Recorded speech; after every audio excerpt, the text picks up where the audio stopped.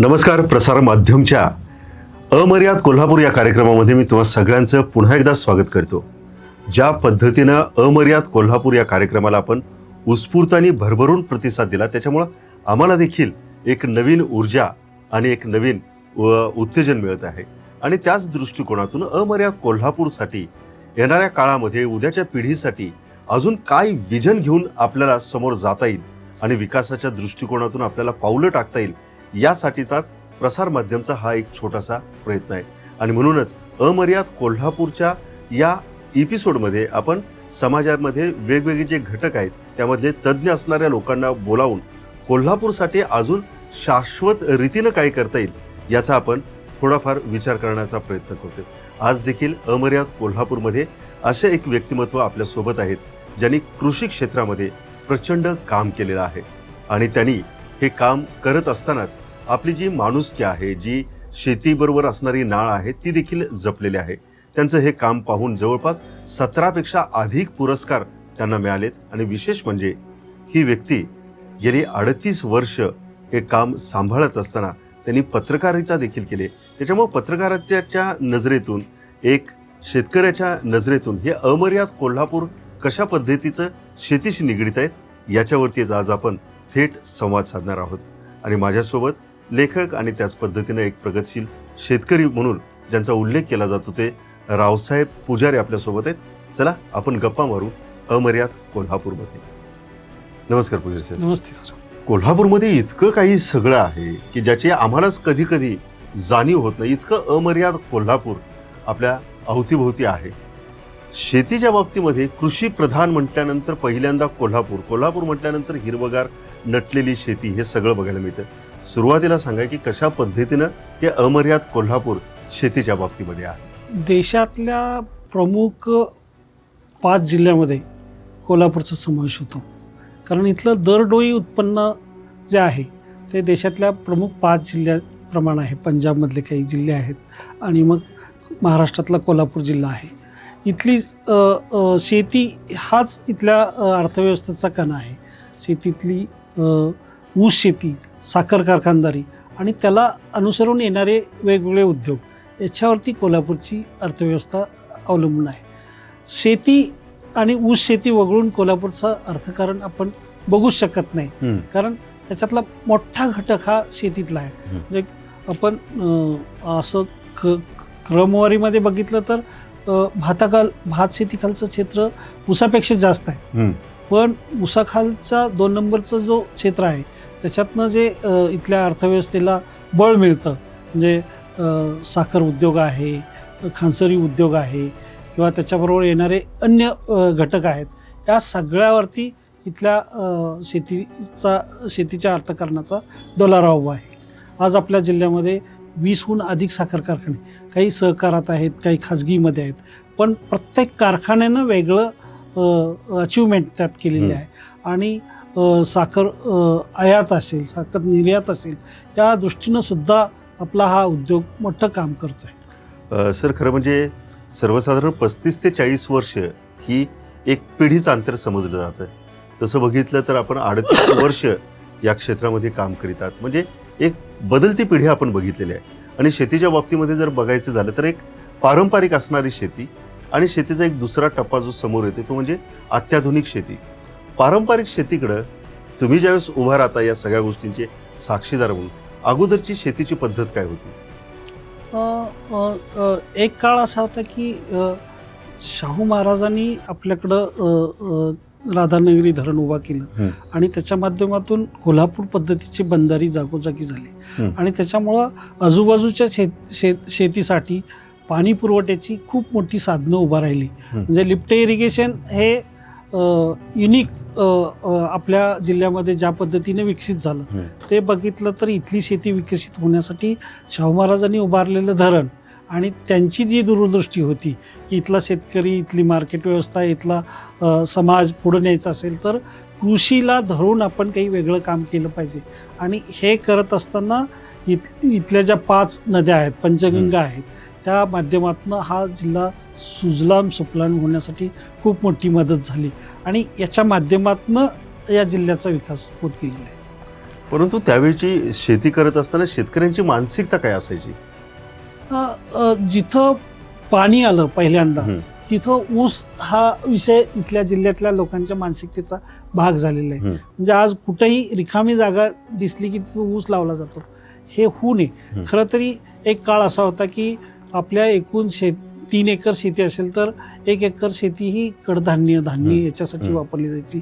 1 एकरामध्ये तुम्ही कमर्शियल पिकं घेतली जावी अशा पद्धतीचा इंग्रजांच्या काळापासूनचा दंडक होता. हं. पण अलीकडच्या काळामध्ये हे सगळं चित्र बदललेलं आहे. कारण मार्केटमध्ये ज्यावेळी शेतकरी भाजीपाला घेऊन जातो त्याला त्याचा भाव मिळत नाही, त्याची लूट केली जाते दलालांच्या माध्यमातून किंवा एकूणच व्यवस्थेच्या माध्यमातून. त्यामुळं ऊस हे असं पीक आहे की ज्याच्यावर एकदा ऊस लावला आणि तो इथली साखर कारखानदारी इथलं त्याच्यावरती प्रक्रिया करणारा उद्योग आहे त्याच्या माध्यमातून ऊस हा नेला जातो. त्याची कायदेशीर बंधनं त्यांच्यावरती घातलेली असल्यामुळं शेतकऱ्यांची मानसिकता अशा पद्धतीनं बदलत गेलेली आहे. ऊसाशिवाय दुसरं पीक त्याला सुचत नाही असं आजचं चित्र आहे. पण हे करत असताना कोल्हापूर जिल्ह्याचा ज्यावेळी विचार करतो त्यावेळी ऊसावर आधारित दुग्ध व्यवसाय आलेला आहे. खरोखरी आज जनावरं पाळली जात आहेत आणि त्याच्या माध्यमातून दुग्ध व्यवसाय प्लस शेती असा हा जोडधंदा इथल्या शेतकरी करतो आहे. गेल्या मधल्या काळामध्ये कोल्हापूर जिल्ह्यामध्ये शिरोळ, हातकणंगले, करवीर अन्य काही भागामध्ये कागलचा काही परिसर असेल इथं सोयाबीनचं खूप क्षेत्र वाढलं होतं. सोयाबीनला जो दर होता, जी उत्पादकता होती त्याच्यामुळं शेतकऱ्यांनी या पिकाकडे लक्ष दिलं. कारण ऊसाला अल्टरनेट पीक म्हणून ऊसाच्या मधल्या पिरियडमध्ये त्याला तो एक बदलाचं पीक त्याला घेता येत होतं. त्यामुळं शेतकरी सोयाबीनकडं वळला होता. मात्र यामध्ये सुद्धा व्यापाऱ्यांच्याकडून खूप मोठी लूट झाली किंवा त्याला जो हमीभाव पाहिजे होता तो दिला जात नाही. आज कागदावरती हमीभाव आहे पण त्या पद्धतीनं सोयाबीनची खरेदी होत नाही. त्यामुळं हा शेतकरी पुन्हा डायव्हर्ट झालेला आहे आणि पुन्हा ऊस याच एका बिंदूकडं शेतकरी येताना दिसतो. ही मानसिकता झालेली आहे. कारण इथली शेतकऱ्यांची चळवळ असेल, इथल्या आंदोलनं असतील शेतकऱ्यांच्या, त्या माध्यमातून ऊसाला चांगला भाव मिळतो. राज्याच्या किंवा देशाच्या अन्य भागामधलं ऊसाचा दर आणि कोल्हापूर सांगलीमधला ऊसाचा दर याच्यात खूप फरक आहे. म्हणजे आंदोलनाचा तो यश असेल किंवा अन्य काही बाबी असतील किंवा इथली ऊसाचा जो सरासरी ही निघते ती 10 पॉईंट किंवा 10पेक्षा जास्त आहे. त्याचा एक साखर उत्पादनामध्ये मोठा रोल आहे. त्याच्यामुळं हे दर देणं इथल्या साखर कारखानदारीला शक्य झालेलं आहे. पण हा एकूणच आपल्या शेतकऱ्यांचं किंवा कोल्हापुरातल्या शेतकऱ्यांच्याकडे बघताना ऊस उत्पादक शेतकरी, ऊसाचा बेल्ट, ऊसाचं परिसर, ऊसाचा पट्टा अशा अर्थानं इथल्या शेतकऱ्यांच्याकडे बघितलं जातं, इथल्या शेतीकडे बघितलं जातं. पण खरं म्हणजे या अलीकडच्या काळामध्ये सर 1-2 गोष्टी प्रामुख्यानं समोर येतात आणि ते म्हणजे लोकांचीच आता एक नाही मातीशी असणारी नाळ कुठंतरी तुटत चाललेली आहे. त्याचे अनेक कारणं कदाचित आपण चर्चेमध्ये घेऊ. एक आहे कोल्हापूर जिल्ह्यातल्या एकूण भौगोलिक याचा विचार केला तर हायवेच्या वरचा भाग आणि हायवेच्या खालचा भाग असे 2 विभाग करावे लागतात परिसरामधला. म्हणजे हा कोल्हापूर जिल्ह्यातला जो मेन नॅशनल हायवे आहे त्याच्या वरचा भाग आहे आणि त्याच्या खालचा भाग आहे.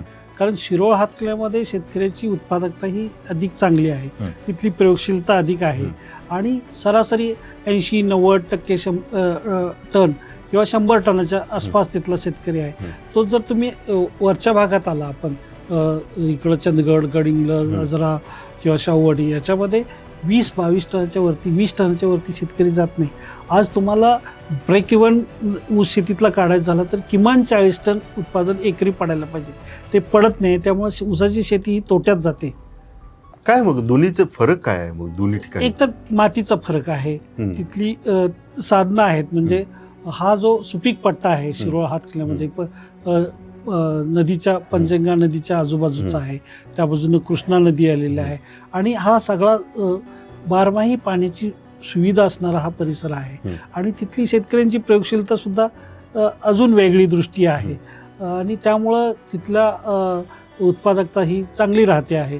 त्या तुलनेत वरच्या टप्प्यामध्ये ही उत्पादकता चांगली राहत नाही. याचं बेसिक कारण आपण जमिनीतला जो कर्ब आहे हं. त्याच्याकडं एक दृष्टीनं बघणं गरजेचं असतं. कारण फक्त काढून घेणं लोकांना माहीत झालेलं आहे, त्याच्यात काही घालायचं असतं. ते शेतीचं पुनर्भरण करण्याची गरज असते. त्याच्यासाठी खतं आहेत, सेंद्रिय खतं आहेत, हिरवळीची खतं आहेत किंवा अन्य जी खतं शेतीला द्यायला पाहिजेत. कारण तो सेंद्रिय कर्ब जर तुम्ही टिकवला नाही तर ते तुम्हाला उत्पादन मिळणार नाही. आणि या परिसरातला शेतकरी आहे, अतिपावसाचा परिसर आहे, नॅचरली त्यातनं काही घटक हे वाहून जातात, त्याचाही तो एक इम्पॅक्ट असेल ज्याच्यामुळे यांना फारसं उत्पादन मिळत नाही. शेतकऱ्यांच्या बाबतीमध्ये शेतकरी आता शेतीसाठी सकारात्मक दृष्टिकोनातून बघतायत का? याचं कारण असं एक म्हणजे आता मनुष्यबळ कमी आहे की शेतामध्ये राबणारी माणसांची संख्याच आता कमी होत चाललेली आहे. दुसरी गोष्ट लहरी हवामान आहे की कधी कशा गोष्टींना कधी फटका बसेल त्याची कोणीही शाश्वती देऊ शकत नाही. आणि तिसरी गोष्ट की जे मायबाप शासनकर्ता आपण म्हणतो त्या शासनकर्त्यांकडून आपल्याला मदत येईल की नाही याची सुद्धा आशा आहे. ते आशा नाही आहे. त्याच्यामुळं बाबा ठीक आहे, हा सगळा म्हणजे कोल्हापूरच्याच भाषेमध्ये आतभट्ट्यातला हा व्यवसाय कशाला करायचा, आपण त्यापेक्षा एक नाही आहे ती शेती विकू, दुसरं कुठं तरी काहीतरी करू. त्याच्यामुळे कुठंतरी क्षेत्र आकसत चाललंय असं जाणवतं. शेतीखालचं पिकाखालचं क्षेत्र आकसत चाललंय हे तुम्ही म्हणताय त्या अंगलनं नाही आहे. म्हणजे आज कोल्हापूर परिसरामध्ये रत्नागिरी नागपूर हायवे आला, कोल्हापूर पुणे बेंगलोर हायवे आला, आता शक्तिपीठ यायला लागले. याच्या खाली सुद्धा खूप मोठं क्षेत्र जाते. म्हणजे पिकाऊ क्षेत्र असणारं क्षेत्र ह्या अशा प्रोजेक्ट खाली चाललेलं आहे. त्याचा एक इम्पॅक्ट इथली शेतीची जी आकसणं आहे ते आहे. पण त्याच्या पलीकडे जाऊन शेतीमध्ये जो एक रिटर्न म्हणतो ते फारसं मिळत नाही. पण या इथल्या परिसरातल्या शेतकऱ्यांना दुसरा पर्यायही नाही. शेतीसाठी कर्ज उपलब्ध होतं म्हणून ऊस करायचा, आणि ऊस केल्यामुळं पुन्हा ते कर्जाच्या खाईमध्ये शेतकरी जातोय. हे जे एक दुष्टचक्र तयार झालेलं आहे त्याच्यामुळं शेतीमधला जो उत्साह आहे किंवा शेतीत नवीन काही करावं ही मानसिकता लोकांची कमी कमी होत निघालेली आहे. त्याचा जो रिटर्न पाहिजे शेतकऱ्यांना ते भेटत नाही. त्याच्यामुळे शेतकरी कारण आहे सर, म्हणजे का म्हणजे इतका राब हा राबणारा बळीराजा, पण का रिटर्न्स काय येत? एक तर म्हणजे ग्लोबल वॉर्मिंगचा एक इम्पॅक्ट आहे. म्हणजे एका वेळी थंडी वाढते, एका वेळी उन्हाळा प्रचंड आहे, पाऊस किती पडेल कधी सुरू होईल. गेल्या वर्षी तर 15 मेला पाऊस सुरू झाला आणि तो डिसेंबरपर्यंत चालला. हे म्हणजे निसर्गानं घालून दिलेलं 4 महिन्याचा पावसाळा, 4 महिन्याची थंडी, 4 महिन्याचा उन्हाळा, हे चक्र सगळं बिघडून गेलेलं आहे ग्लोबल वॉर्मिंगमुळं. औद्योगिकरण प्रचंड झालं आणि त्याचा एक तो परिणाम आहे. आणि त्यामुळं शेतीत भरवशाचं काही राहिलेलं नाही आजकाल. त्यामुळं शेतकरी निराश आहे. आणि या संकटात सापडलेल्या शेतकऱ्याला मायबाप सरकारने जी मदत करायला पाहिजे त्याच्या पूरक अशी भूमिका घ्यायला पाहिजे, धोरणात्मक असेल किंवा अन्य माध्यमातून असेल, ती शासन घेताना दिसत नाही. कारण काही असतील, म्हणजे शासनाचे हात बांधलेले असतील किंवा अजून काही असू शकतं. पण शेतीकडे बघण्याचा दृष्टिकोन हा सकारात्मक राहिलेला दिसत नाही. आणि त्याच्यामुळं शेतकरी असा निराश आहे. का शेती करायची, कुणाच्या हितासाठी आपण शेती करतो असा प्रश्न निर्माण झालेला आहे. आपण ही शेती एक पड टाकूया अशा मानसिकतेपर्यंत शेतकरी आलेले आहेत. सर, पण बाकीच्या उद्योगधंद्यामध्ये नाही बाकीच्या सगळ्याच गोष्टी तयार होऊ शकतात, परंतु भाकर किंवा पिकं ते कुठल्या उद्योगधंद्यामध्ये नाही तयार होऊ शकत. हे खरं आहे की शेती अन्नधान्य, वाढत्या लोकसंख्येचं अन्नधान्य हे शेतीमधनं तयार होणार आहे. ते कुठल्या कारखान्यात तयार होणार नाही, कुठं छापखान्यात नोटा छापून हे मिळणार नाही. आपल्याला हे शेतीमध्येच करायला पाहिजे आणि त्यासाठी शेतकऱ्यांना प्रोत्साहन देण्याची गरज आहे. इथल्या शासनानं, इथल्या प्रशासनानं, शेती विभागानं शेतकऱ्याचं एकरी उत्पादन कसं वाढेल, त्याला मोटिवेट कसं करता येईल, त्याच्यासाठी काही वेगळं आपण काही करू शकू का, ही भूमिका घेण्याची गरज आहे. ती घेतली जात नाही, हे आपलं दुर्दैव आहे. सर, कायमच एक नाही विदर्भ, मराठवाडा आणि पश्चिम महाराष्ट्र आणि त्यातही कोल्हापूर त्याची कायमच तुलना होत राहते.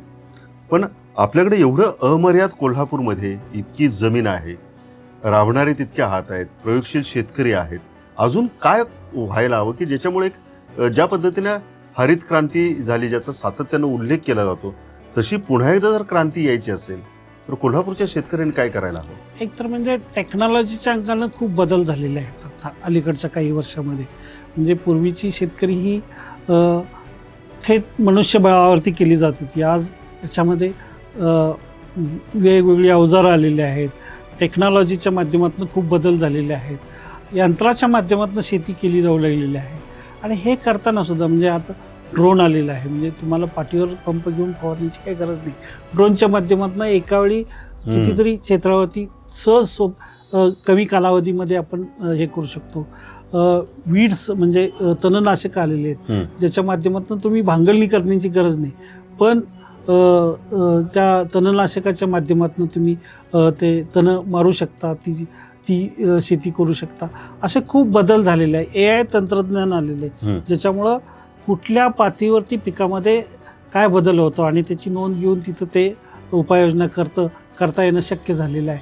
ह्या तंत्रज्ञानाचा वापर करून आपण शेतीमध्ये क्रांती करू शकतो. आणि हे करण्यासाठी तरुणाईनं शेतीमध्ये येणे गरजेचं आहे. आणि त्यासाठी एक पोषक वातावरण शेतीच्या अंगानं इथं उभं करणं गरजेचं आहे. कारण आज कुठलाही तरुण आपलं भविष्य त्या क्षेत्रामध्ये बघत असतो आणि शेतीमध्ये ते फारसं दिसत नाही. याचं कारण उत्पादकता कमी झालेली आहे, भाव मिळत नाही, एवढी प्रतिष्ठा मिळाली नाही शेतीला. शेतीला म्हणावी तशी प्रतिष्ठा मिळाली नाही. त्याच्या घामाचा दाम हा तसा मिळत नाही. हे वास्तव आहे, हे जमीन वास्तव आहे आणि हे स्वीकारलं पाहिजे. कारण ज्या पद्धतीनं एखाद्या प्रशासनामध्ये, एखाद्या आस्थापनेमध्ये शिपाईला ज्या पद्धतीची मोबदला मिळतो, म्हणजे 30-35-40 हजार रुपये एखाद्या शिपाईला तिथं पगार मिळतो, त्याच्यापेक्षा जास्त राबवून सुद्धा शेतकऱ्याला तेवढा सुद्धा मोबदला मिळत नाही. हे वास्तव आहे. आणि याच्यामुळं ही एक फ्रस्ट्रेशन या शेती क्षेत्रामध्ये आलेलं आहे. सर, कोल्हापूर जिल्ह्याचा जर विचार केला तर फक्त कोल्हापूरमध्ये आम्हाला ऊस पिकच नाही, परंतु ज्यावेळेस आम्ही खाली कोकणात जातो त्या ठिकाणी आंबा आहे, काजू आहे, अशी कुठल्या परिक्षेत्रामध्ये कुठल्या पिकांची एक मक्तेदारी आपण म्हणू शकतो कोल्हापूर जिल्ह्याचा जर विचार कोल्हापूर जिल्ह्यामध्ये कारण इकडे शिरोळला वगैरे गेलं तर भाजीपाल्याचं आहे, वांगी आहेत. भाजीपाल्याचं एक पॉकेट आहे. म्हणजे तुम्ही कोथळी, उमळवाड, उदगाव किंवा दानोळी परिसरामध्ये गेलं तर तिथं भाजीपाल्याचं क्षेत्र मोठं आहे. आणि भाजीपाला करणारे शेतकरी हे खूप कष्टाळ पद्धतीनं हे करतात. आणि त्यांचे भाजीपाला संघ आहेत, ते रोजच्या भाजीपाल्याचा दर म्हणजे अहमदाबाद मार्केटमध्ये काय आहे, दिल्लीमध्ये काय आहे, कलकत्त्यात काय मार्केट आहे, याचा अभ्यास करतात. आणि त्या पद्धतीनं तिथं आपला माल पाठवून त्याची विक्री करतात. ही एक मानसिकता तिथल्या तरुणाईची तयार झालेली आहे आणि ते तिथं करतात. पण तिथं सुद्धा आता हे जे दराचा जो प्रश्न आहे, कधी खालीवर होईल याची काही शाश्वती नसते. आणि एखाद्या वेळेस सगळं प्लॉट ते नांगरून टोमॅटोच्या शेतीच्या बाबतीत तसं झालेलं आहे. आणि हे भरवशाचं जे चित्र उभं राहायला पाहिजे ते ज्यावेळी होईल त्यावेळी निश्चितपणे शेतीमध्ये तरुणाई येईल, शेतीला चांगले दिवस येतील आणि एक वेगळं चित्र आपल्याला दिसेल. कोल्हापूर जिल्हा हा देशाच्या नकाशावर आजच्यापेक्षा खूप वरच्या पातळीवरती असेल. पण हे पोटेन्शियल इथल्या राज्यकर्त्यांनी ओळखायला पाहिजे, इथल्या प्रशासनानं ओळखायला पाहिजे, इथल्या मायबाप सरकारने त्या धोरणात्मक पाठबळ त्याला द्यायला पाहिजे. आणि हे चित्र यायला काही कालावधीसुद्धा जावा लागेल. आणि निश्चितपणे एक वेगळं कोल्हापूर, अमर्याद कोल्हापूर आपण म्हणतो, ते या शेतीच्या माध्यमातून उभं करता येऊ शकतं. फक्त त्याच्यासाठी एक राजकीय इच्छाशक्ती जी लागते ती उभा करण्याची गरज आहे. सर, आपण मगाशी म्हणालात की एक बेल्ट आहे प्रत्येकाचं, ज्या पद्धतीनं आपण दानोळी, उदगाव वगैरे ह्याची नावं घेतली, तिकडे भाजीपाल्याचा एक बेल्ट आहे. कोल्हापूरमध्ये आला तर ऐकणे ऊसाचा एक बेल्ट आहे.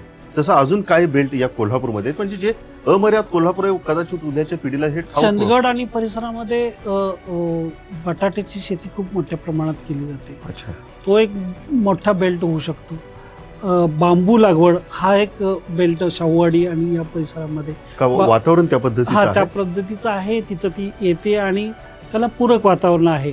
बांबू काही सगळीकडेच येतो, पण त्याच्यासाठी जे हवामान लागतं ते त्या परिसरात आहे. कोकणातलं पीक आहे ते, पण इकडं सुद्धा या म्हणजे चंदगड, अजरा वगैरे काजूचं मोठं हे आहे. काजूवर प्रक्रिया करणारे अनेक युनिट कोल्हापूर परिसरामध्ये आहेत. पण आज आपल्याला काजू गोव्यातनं आणावा लागतो, केरळमधनं आणावा लागतो कच्चा माल म्हणून. तो जर आपण आपल्या परिसरात काजूची मोठ्या प्रमाणात लागवड केली तर ते क्षेत्रसुद्धा खूप मोठ्या प्रमाणात आहे. भात शेती हे शेतकऱ्यांचं पोट भरण्याचं साधन झालेलं आहे. कारण भातामधनं फार मोठं कमर्शियल इनपुट त्यांना मिळत नाही. पण जरा घनसाळ असेल किंवा अजून काही व्हरायटी आहेत ती जर लागवड करायला प्रोत्साहन दिलं तर निश्चितपणे त्यात सुद्धा आपल्याला खूप हे मिळू शकतो. नाचणीसारखं पीक आहे ज्याला आरोग्याच्या दृष्टीनं खूप महत्त्व आहे. तर हे आपल्या परिसरामध्ये येतं. पण हे क्षेत्र फार कमी होत गेलेलं आहे. कारण ते व्यापारी पीक होऊ शकत नाही. व्यापाऱ्यांची मागणी प्रचंड आहे, पण तेवढं उत्पादन आपल्या परिसरात होत नाही. म्हणजे याची अनभिज्ञ शेतकऱ्यांना आहे नाही, त्यातलं जे संशोधन व्हायला पाहिजे, चांगल्या व्हरायटी यायला पाहिजे, जास्त उत्पादन देणारं व्हरायटी यायला पाहिजेत, हे होताना देत नाही. पारंपरिक पद्धतीनं केलं जातं आणि मग घरापुरतं तेवढंच करायचं, घरापुरतं ते वाढवायचं आणि त्या याच्यात ते समाधानी राहतात. धान्य महोत्सव असेल, आंबा महोत्सव असेल किंवा अजून कसला काजू महोत्सव असेल, या माध्यमातून मोटिवेशन करणं लोकांचं गरज आहे. किती मार्केट आहे त्याला, किती उठाव होऊ शकतो, हे केलं तर निश्चितपणे त्याला एक चांगलं हे आहे. आपल्या परिसरामध्ये शिरोळ, हातकले, करवीर, कागलमध्ये फुलशेती फार मोठ्या प्रमाणात होत होती. म्हणजे गणपतराव पाटलांचं ते श्रीवर्धन बायोटेक आहे, घोडावतांनी 150 एकरपर्यंत हे जरबेरा आणि गुलाब हे केलं होतं. पण मधल्या कोरोनाच्या काळात त्याला फार मोठा फटका बसला आणि त्यांनी ते क्षेत्र कमी केलं. पण अजूनही काही भागामध्ये छोटी छोटी ग्रीन हाऊस आहेत, तिथंही या पद्धतीची शेती केली जाते. दुसरा एक भाग माझ्या दृष्टीनं या अमर्याद कोल्हापूरच्या दृष्टीनं विलायती भाजीपाल्याला मोठा स्कोप आहे. अच्छा. म्हणजे जे हॉटेलमध्ये विदेशी पर्यटक येतात त्यांच्यासाठी ज्या बास्केट आपण काढू शकतो कोल्हापूर. कोल्हापूरमध्ये आमच्या गावाच्या शेजारी निमशिरगाव म्हणून गाव आहे, तिथं सुनील पाटील नावाचा एक शेतकरी आहे. तो गेली 20 वर्षे ही चेरी टोमॅटो किंवा ह्या वेगवेगळ्या भाज्या आहेत त्याची लागवड करतो आणि तो हॉटेलला त्याचं नाव झालेलं आहे मार्केटमध्ये. त्याच्याकडनं ते व्यापारी, तिथले ते हॉटेलिंगवाले त्याच्याशी लिंकअप करून ते सगळं उत्पादन घेतात. या पारंपरिक शेतीपेक्षा चांगले पैसे त्यात मिळू शकतात. चंदगडमध्ये सुद्धा अशा पद्धतीनं शेती करणारे काही लोक आहेत ज्याचं गोव्याच्या मार्केटशी रिलेशन आहे आणि ते गोव्यामध्ये विदेशी पर्यटक मोठ्या प्रमाणात येतात. तिथल्या शेतकऱ्यांना ह्या पद्धतीचा विलायती भाजीपाला जर आपण मोठ्या प्रमाणात करून त्याचं क्लस्टर केलं, त्याचा अजून काही संघ केला, सहकारी वगैरे, आणि ते गोवाजवळ आहे त्यांना, तिथं ते त्याचं मार्केटिंग करू शकतं. सर, एक्सपोर्टच्या बाबतीमध्ये काय परिस्थिती आहे? म्हणजे ती व्यवस्था नाही, त्याच्यामुळे भाजीपाला कमी होईल किंवा स्टोरेज रूम्स वगैरे हे कुठेतरी कमी पडतात वगैरे, याच्यामुळे सुद्धा हे आहे. अमर्याद कोल्हापूरच्या अनुषंगानं मला हा मुद्दा मांडावासा वाटतो की कोल्हापूर हे आपण कोल्हापुरातनं फ्लाईट सुरू झाली पाहिजे, कोल्हापुरातनं आपल्याला हे ॲक्सेस मिळाला पाहिजे असं म्हणतो. असा आग्रह धरण्यापेक्षा कोल्हापूर हे जागतिक हवाई यंत्रणेला कसं जोडता येईल याचा विचार केला पाहिजे. कारण तुम्ही जर प्रत्येक गोष्टीसाठी माझ्या गावातनं त्या सेंटरला माझी बस जायला पाहिजे असा विचार केला तर ते व्हायबल पण होणार नाही. कारण आज मुंबईत तुमचं विमान उतरायचं झालं किंवा त्याला हॉल्ट द्यायचं झाला तर तिथं स्पेस नाही आहे, तिथं उतरू शकत नाही. आणि आंतरराष्ट्रीय मार्केटमधनं येणारा पर्यटक हा पुण्यात उतरतो, मुंबईत उतरतो आणि तिथनं मग बाय रोड गोव्याला जातो. त्याला कोल्हापूर हे कनेक्टिव्हिटी खूप चांगली आहे आणि कोल्हापूरला जर आंतरराष्ट्रीय यानं जोडलं गेलं तर कोल्हापूरला हॉल्ट दिलं सगळी विमानं इथं थांबू शकतात. कारण ज्यावेळी मुंबईत किंवा पुण्यात तुम्हाला हॉल्ट नसतो त्यावेळी कोल्हापूरचं विमान इथं उतरून इथल्या पर्यटकांना, आणि गोव्याला ते जवळ आहे, तर तसं काही करू शकलो तर खूप मोठं पोटेन्शियल आहे. आणि त्या माध्यमातून इथला जो माल आहे म्हणजे पॉन्ट्रीचा असेल, भाजीपाल्याचा असेल किंवा फुलाचं जे आपण मध्ये उल्लेख केला तो असेल किंवा इथला गूळ आहे तो आंतरराष्ट्रीय बाजारपेठेत जायला खूप मोठं वाव आहे. आणि जगाचं मार्केट हे खूप मोठं आहे की ज्याचा कोल्हापूरच्या अर्थव्यवस्थेला मोठं बळ मिळू शकतं. आपण ब्रँडिंग करण्यामध्ये कुठं कमी पडतोय सर? निश्चितपणे इथलं गुळाच्या बाबतीत ते ठळकपणे जाणवतं. म्हणजे कोल्हापूरचा आजरा गुळ घनसाळ असेल, आजरा घनसाळ असेल, कोल्हापूरचा गुळ असेल, याचं ब्रँडिंग आपण करू शकलो नाही. कारण इथला गुळ चांगला आहे, त्याच्यात क्वालिटी आहे, त्याच्यात काही वेगळी वैशिष्ट्य आहे मातीच्या गुणधर्मामुळे. बरोबर. आणि इथला सगळा गुळ हा गुजरातमध्ये जातो. तिथलं व्यापारी त्याच्यावर स्वतःचा ब्रँड लावतो आणि तोच गुळ आंतरराष्ट्रीय बाजारपेठेमध्ये नेतो. म्हणजे स्वतःचं ब्रँडिंग जर केलं तर अजून त्याला इथल्या शेतकऱ्याला 4 पैसे जादा मिळू शकतात. ब्रँडिंगमध्ये आपण निश्चित कमी पडलेलो आहे. काय कारण आहे त्याच्या मागचं?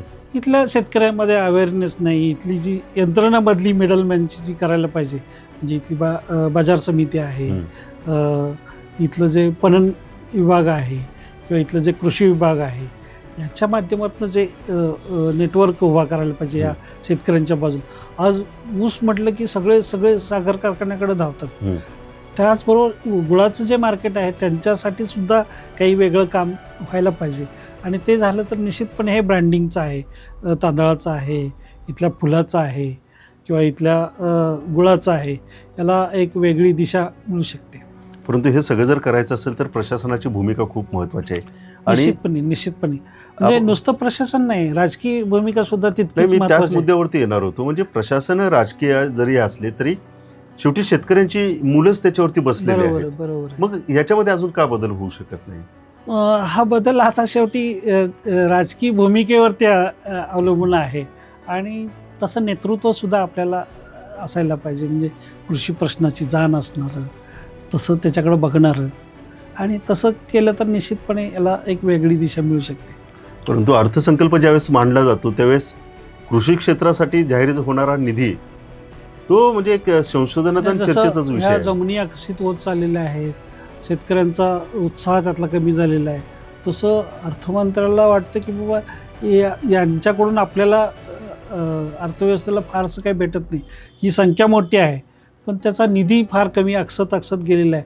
आज तो फार कमी झालेला आहे आणि याच्यामुळं हे क्षेत्र पुन्हा गर्तेत आलेलं आहे असं वाटतं. याला ऊर्जित अवस्था आणण्यासाठी सर अमर्याद कोल्हापूर नव्यानं जर उभं राहायचं असेल तर काय करायला हवं त्याचं? एक तर म्हणजे प्रशासनानं आपली भूमिका बदलायला पाहिजे, याच्याकडे वेगळ्या दृष्टीनं बघायला पाहिजे आणि पोटेन्शियल कशात आहे हे शोधणं काळाची गरज आहे.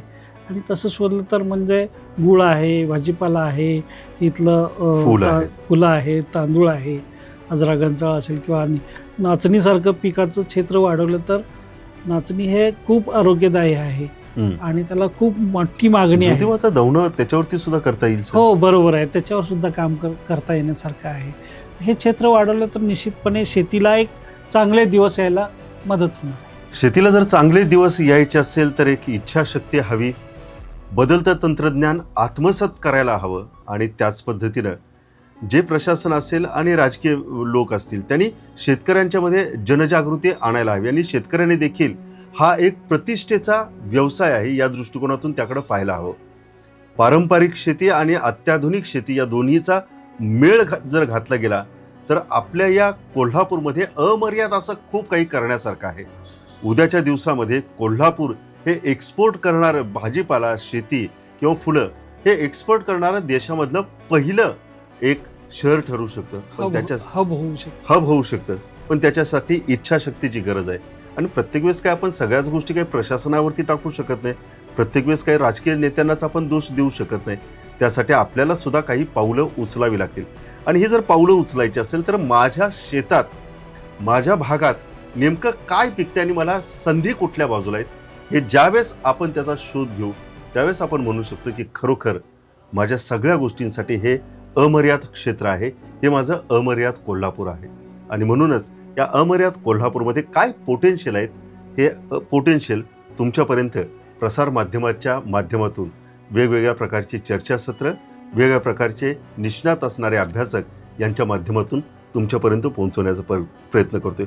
पण तुर्तास अमर्याद कोल्हापूरमध्ये असणाऱ्या शेतीविषयीची ही थोडीशी चर्चा केली, थोडासा संवाद साधला. उद्याच्या एका नवीन भागामध्ये भेटू आणि त्यासाठी नवीन विषय असेल, पण टायटल मात्र तेच असेल, अमर्याद कोल्हापूर. पण तुर्तास आपण इथंच थांबतोय. सर, आपण व्यस्त कार्यक्रमामध्ये असून सुद्धा वेळ दिला त्याबद्दल मी आपल्या मनापासून धन्यवाद.